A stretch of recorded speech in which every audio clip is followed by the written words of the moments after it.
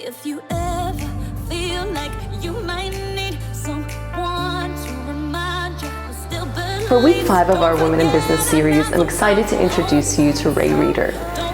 Ray's aim is to lead and grow responsible businesses whose missions align with her values of understanding and empowering individuals and fostering collaboration.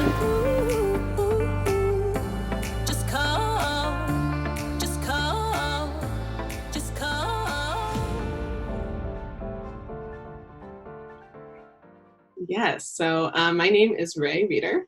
I'm originally from upstate New York in the US, and my background is basically kind of in business and social enterprise and public health.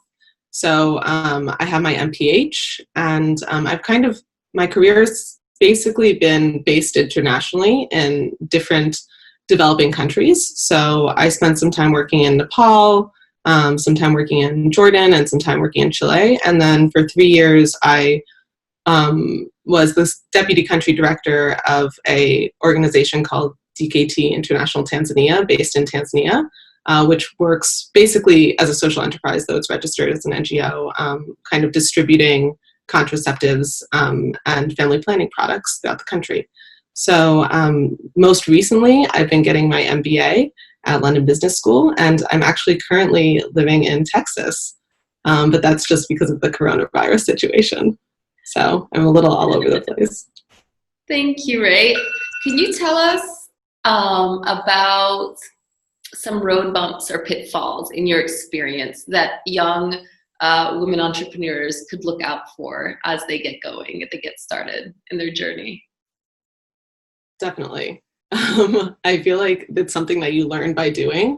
And when you look back, you feel like there are so many lessons that you wish you had known when you first started out. I think the biggest one, which should go without saying, but is actually critically important, is to hire the right people.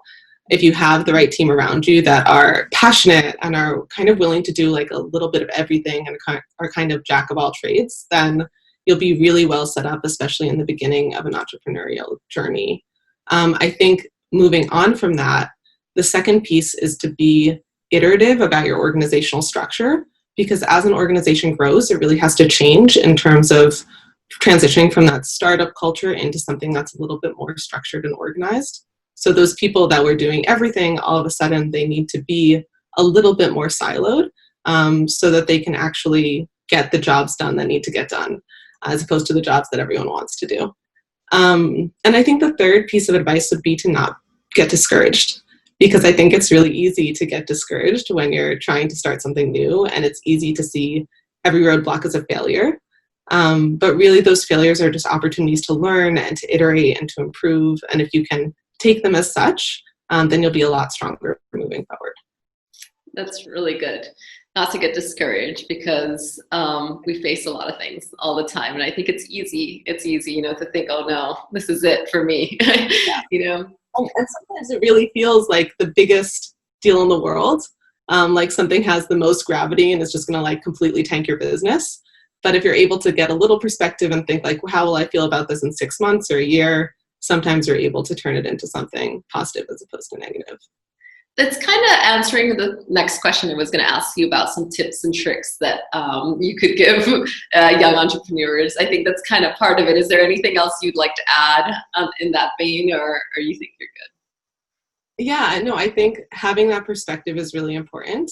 I also think this gets said a lot, but if you don't take care of yourself, there's no way that you'll be the entrepreneur you want to be. There's no way you'll be the manager you want to be, or even the person you want to be. And I think if you lose yourself as a person, then regardless of how well your business is doing on paper, you won't be happy. So do what you need to do in your life, not just in your work life, which is part of it, but also in your personal life, to feel like you have that balance to bring your best self to the table, and your business will be better for it.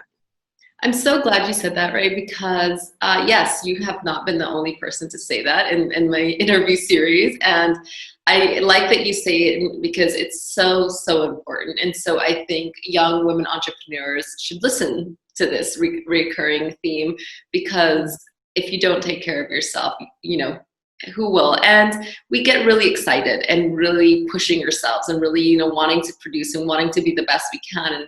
And often we, you know, just run ourselves into the ground really quickly, which makes little problems then seem a lot harder. Yeah, I think when I first started out, honestly, when I was younger, I didn't pay attention to that at all. And I was working like, I don't know, 16 or 18. I was just working such long hours and pushing so hard. And because that's what I knew to be a marker of success. And what I realized is that I was becoming someone I didn't want to be, and I wasn't as effective. And I think if you're able to bring someone that you're proud of to the table and to your business, you'll feel so much better about it. Like, even if it's less successful, you'll feel so much better about it because you're the person you want to be. That's really sound advice. Thanks. Tell us about one of your biggest challenges of being a woman in business. I think being a woman in business is really hard. And a lot has been said and a lot has been written by women who are much wiser than me. But I think that especially when I was younger, I didn't really understand what it meant to advocate for myself. And I really supported women advocating for themselves and the advocacy of women as a general idea, but didn't know how to do it for myself. I think as women, a lot of times we feel like if we advocate for ourselves, we're being selfish, or we're taking away from the business, or we're somehow detracting from our value. But really what we're doing is advocating for our value. And you're not just advocating for your own value, you're advocating for the value that women add generally. So I think it's a really important process. And it's something that I feel like I've gotten better at. I don't feel like I'm 100% phenomenal at it. But I think as women, we have to often push ourselves to say, this is what we deserve and what we need to be successful and be happy in our jobs. And we deserve that space.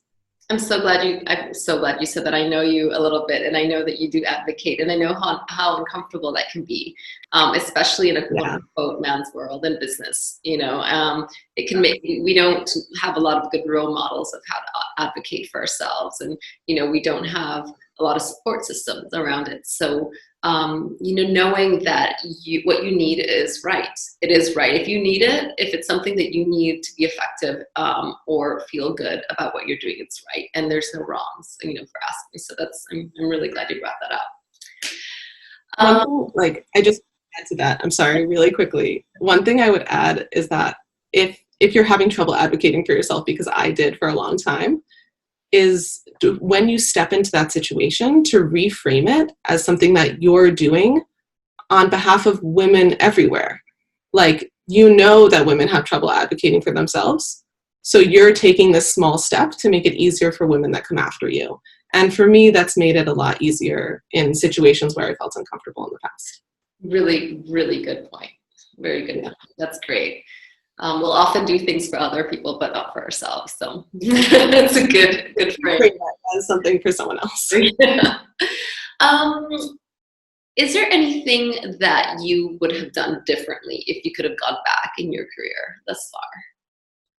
Yeah. I would have negotiated my salary. My initial starting salary is much harder. And that makes it sound like I'm very focused on money, even though my career has been very focused on social impact. But what I mean to say is, because women don't negotiate their salaries early in their career, it serves as a basis for their salary later in their career. So if you don't negotiate for kind of what you're worth early, then sometimes it can impact your long-term earning potential, which is negative for you as an individual and negative for women generally, because as we know, we make less than men. So I definitely would have done that. I also think there have been times when I've put up with behavior because I had this feeling like I could take it, kind of like sexist behavior, this idea that like I could absorb it so that other people or other women in the organization didn't have to experience it. And that's a very backwards way of looking at things, because if you take the behavior, you're basically condoning the behavior. So I have instances in my past that I wish I had been able to speak out against. And I'd like to think that now knowing what I know and being the person I am now with those experiences, I would be able to speak out against it. But I think it's a very difficult and very personal thing to do. And I have compassion for women that struggle with that, because I myself have struggled with that. And I don't think it's an easy thing to come up against. And it's one that is all too prevalent. That is so powerful, indeed. Thank you. What is one thing that you are most proud of in your career, your life? You choose. Yeah, I think I've really worked to become the type of manager that I want to be. And I think being like a manager is kind of undersold in terms of its importance.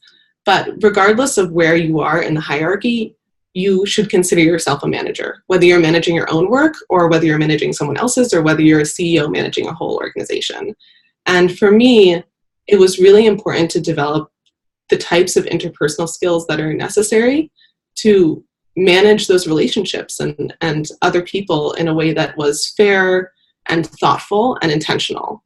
And I'm really proud that I've been able to build those skills and to reflect the person I am, and the person that I want to be. Because I think one thing that's important to me throughout my life is being consistent and ethical, and to be able to take that from my personal life into the workplace has been a transition that's been really powerful for me. That's great. Which it's very leading to the next question I'm about to ask you, which is, what has your experience taught you about yourself? I think, you have highs and lows. So sometimes you have an experience that makes you feel like you're this incredibly effective communicator. And then you have an experience where you're like, wow, I was really terrible and I communicated really poorly in that instance. So I think looking back, you have to look at your experience en masse and also try and take away the positives from that. So like on the whole, I've learned what some of my weaknesses are, but I've also learned to embrace those weaknesses and to kind of play into more of my strengths.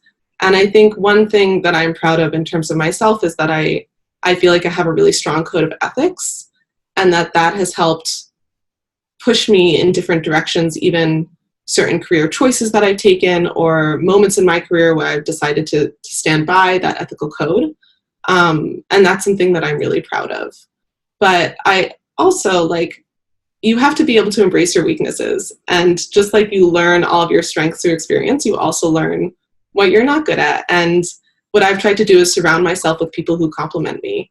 So people whose strengths are my weaknesses, and then giving value to those strengths, because those are just as valuable as my strengths. That's great. That's so great. Thank you. Any recurring themes that you've experienced as a woman in business? Yeah, I think all of those themes that books are written about are totally true. Like, read all the books; they're all right. I have habitually seen in others and seen in myself this feeling of being an imposter syndrome, just not believing that we're actually as effective and vibrant and as capable as we really are. And when I see it in other women, I feel like it's such a shame. And that's helped me have compassion for when I see it in myself. I think as women, we really undersell ourselves, undersell our value, not just monetarily, but how we contribute. I've seen women step down. I've seen women habitually interrupted. And I think the more we're cognizant of these things, the more we can be part of the solution in terms of how we advocate for others and advocate for ourselves, and also how we moderate our own behavior. Because I think the truth is that we all grow up in a society that is inherently sexist. So we all, and this is statistically shown to be true, women are more likely to interrupt other women than they are to interrupt men. And men are more likely to interrupt women than they are to interrupt men. So how can we be thoughtful about that as people, not just women, but just as people who want to see change? I think educating ourselves about that and really taking that forward is really important. That's great. Wonderful. If you weren't doing what you are doing now, what would you be doing? It's such a good question. I was actually talking to someone about this yesterday. So when I was getting my MPH, we had a guest lecturer. I don't know who it was, so this is probably a very famous quote, not their quote, but they said something along the lines of, like, find what makes your heart break and do that. And I found that so profound, because I think there are so many areas that I can go into that I feel very passionate about, but I realize that what a lot of those things come back to is about striving toward some type of equality, equality or equity of opportunity, equity of access, etc. And so I think it would be really hard for me to devote my life to something outside of that, because I think that it wouldn't give me that same joy and passion. But there are things that I find I am really passionate about that I sometimes think I would love to do that. Like, I would love to be a chef. I would love to be a chef. It would just, in some ways, make my heart sing, but I just know that I would feel in other ways very unfulfilled. So, and there are people who are meant to be chefs that they eat a dish and it makes their heart break, and that's what they should do. So I think it's about finding that one thing and then leaning into it, because that's where you'll be most effective. Definitely. Well, you definitely inspire me all the time. So I'm glad that you're doing what you're doing. You're definitely a role model to me. Thank you. Is there something that would have been helpful for you when you started your journey or on your journey? A tool, advice, person? Yeah. I got some really great advice on my journey that I've been so lucky to have, and I have had phenomenal mentors. I think I wish that I had one really strong female mentor that I felt like I could look up to, that I had retained. So I had different mentors throughout my career, but I've never really kind of had an ongoing relationship with someone that I could call and be like, this is a situation I'm facing. What do you think about that? That was really for that purpose, who wasn't just a friend, but was really kind of a professional mentor in that space. And I think if you're young, you should look for that, because as somebody who's a little bit further along in their career, that's something I would love to do. Like, I've had people who are much more inspiring than me come up to me and say, like, I'd really love for you to be my mentor, and be that upfront about it. And I've never said no.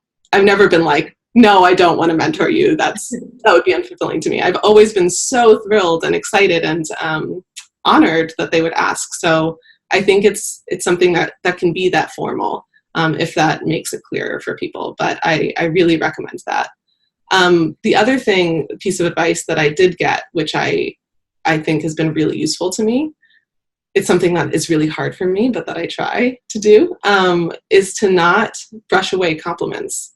So I think women do this a lot, where somebody gives them a compliment and then it's really hard for them to just say, thank you.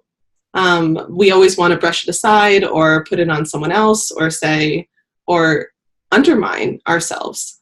And that's something that we shouldn't do. So I think that's a really important piece of advice. That's great. Thank you. What is your hope for the future? It's a loaded question. It could be for your business future, for the world, whatever resonates for you. I am a huge optimist. I'm sure that people can tell that from this video. I'm such an optimist, and I really feel, I guess my hope for the future is that we do achieve global equity, that people have, regardless of where they come from or who they are or what gender they identify with, that they're able to have access to the resources they want to feel fulfilled themselves, that we reach that level of equity, and we're so far from it right now. Do I think that we'll necessarily get there in my lifetime? No, I don't. I'm an optimist, but I have some realism in me. I don't think we'll get there, but that doesn't mean that we ever stop trying. We have to keep trying. We have to be optimistic that through every small act, we get one step closer. We have to push toward that end, because it's such a noble end, and that's who we should want to be as a species. We are at a space where we can advocate for each other, and we can have compassion for each other, and we should. So that's my hope for the future. And I think it's going to happen. I might not be around to see it, but I think we'll get closer in my lifetime. That's exciting too. I hope so too, Ray. We're all fingers crossed that at least our daughters might be there, where this isn't even a topic of conversation. It's like people in business, not women in business, you know? Exactly. Thank you so much. Oh, go ahead. No, tell me. No, I think just saying that, I think we've come so far, and it's easy to feel like it's so frustrating. And I think I spent much of my early 20s feeling so frustrated that we're not at a point of equity now. But I think of where our mothers were and where our grandmothers were and the journey that's happened in just the last 50 years. And that is phenomenal. And if we can replicate that for the next 50 years, we'll be so much closer. So, yeah. Absolutely. Well, Ray, this is it for us. Thank you so much for your time, for being here, for sharing your amazing experience and your wise woman knowledge to all of our viewers and all the people that can really take this. And we're going to share this with a lot of people all over the world in different countries and different languages. A lot of women who, you know, may or may not have the opportunity for a real life mentor. So the idea is to try to give them something, you know, just some common knowledge of women who are, you know, in different paths of their journey, their career journey. And hopefully they can get a little bit of some grain of knowledge, a little piece of some gold out of it and use it for during their path. Thank you so much for your time and really appreciate it. Thank you for having me. And, you know, if anyone is interested in reaching out to me, if anyone needs a mentor or just wants to talk things through, I'd be really happy to jump on a call. So that's amazing. Yeah. I will share your contact information at the end of this call on the slide, and you might have some phone calls, and I'm sure you would be an incredible mentor. I would call you. I do call you. So, all right, Ray. Well, thank you so much, and we'll catch you again soon.